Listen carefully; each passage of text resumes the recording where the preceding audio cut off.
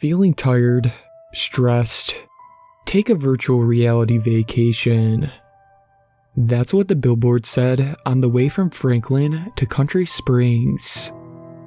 At the moment, Finn was screaming bloody murder in the backseat because he dropped his car. Aaron was listening to Jason Mraz's I'm Yours and head bopping to the beat. I was driving, my right foot stiff and my left one numb. Let's take a vacation. What? We can't afford a vacation. What about a virtual one? I asked, pointing to the billboard. He scrunched his face at me. No way. That stuff is dangerous. They say some guy played some game on it, and then he couldn't tell reality from the game, and straight out murdered some people. Wasn't that Cards Against Humanity? Oh, well, still. All those games are the same.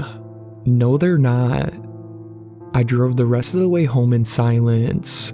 When I got home, I handed Finn to Aaron. He needs a diaper change. But I went up to our room, pulled out my laptop, and typed in the website. Stunning photos of beaches filled the screen. Aquamarine waters. Palms swaying in the breeze. Bold black text read, "Plan your virtual reality vacation for only $39. I scrolled down. After a large ad for something called the Love Simulator, I found more information. 5 reasons to book a virtual reality vacation. Number 1, it's cheap. Number 2, no jet lag. Number 3, no bug bites. Number 4, no sunburn. Number 5, no embarrassing bathing suit mishaps. Pack for 3 days. But don't worry. Time travels differently in our virtual reality system. You'll feel like you had a full 2-week vacation."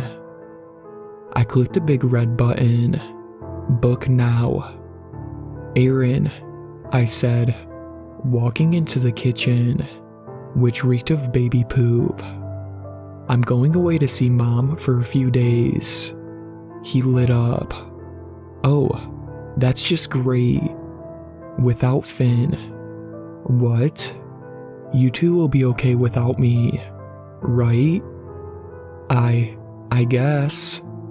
Mama, Finn said, smiling at me. I leaned in and kissed his forehead. I would miss his sweet, smiling face. But I needed this. I couldn't remember the last time I had a day to myself. I'd been stuck for almost 2 years in the rut of dirty diapers and tantrums. Even just taking a 15-minute shower felt like a luxury. "When are you leaving?" he asked. "Tomorrow morning." "Okay." He reached over the mess of poop and gave me a hug. "I'm sorry if I made you sad. I didn't mean to." In the car, I shook my head. "It's okay. I'm not mad, Aaron. I just need to get away." He nodded. "I'll miss you," he added, as I climbed the stairs to pack. "I'll miss you too." The building was not what I expected. Suite 4A, in a dilapidated office building.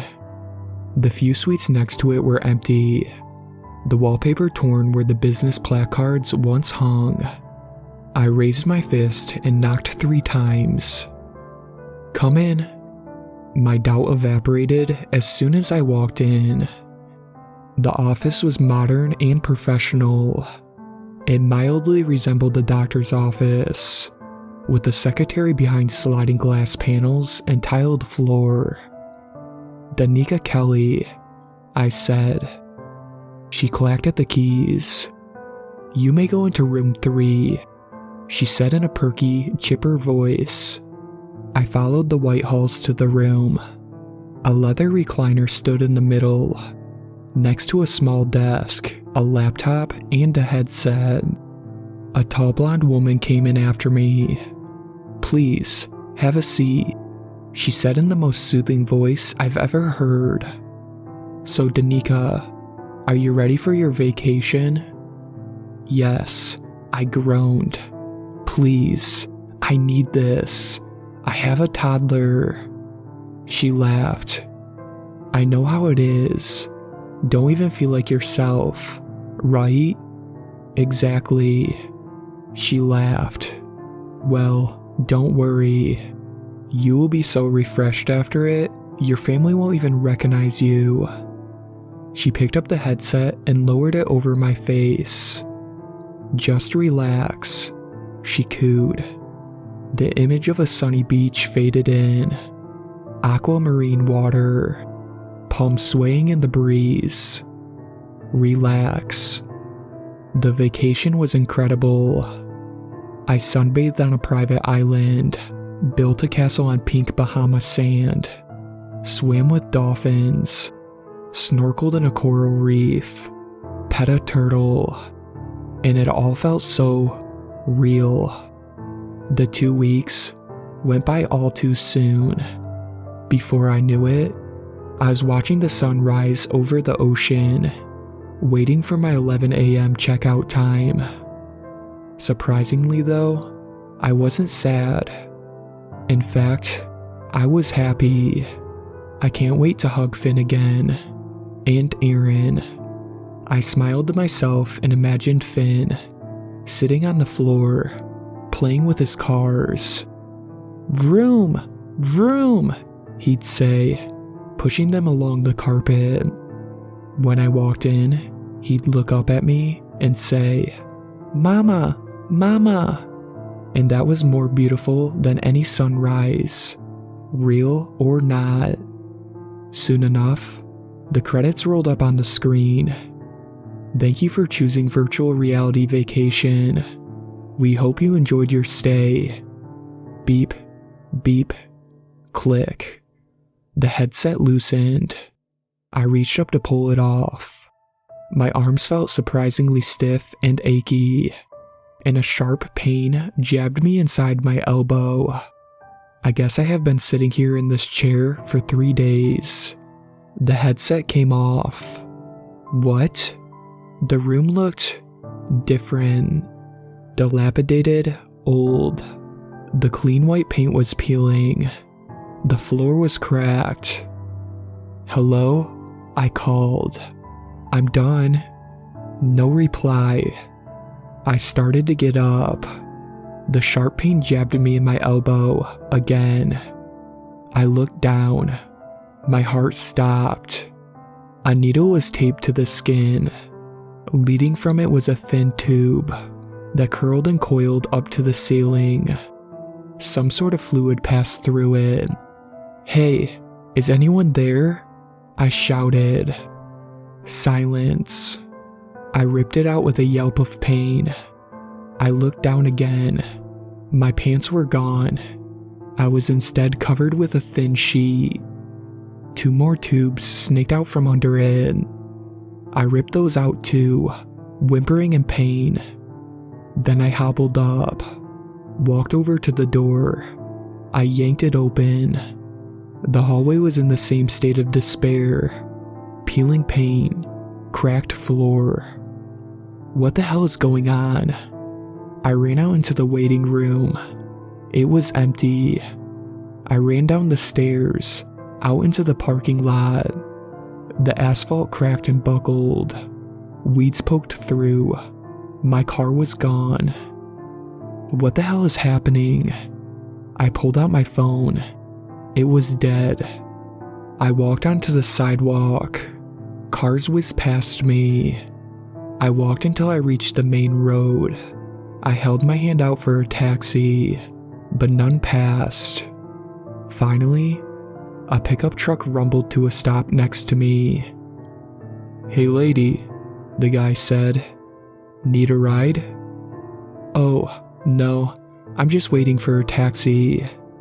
"Taxis don't come here no more," he said.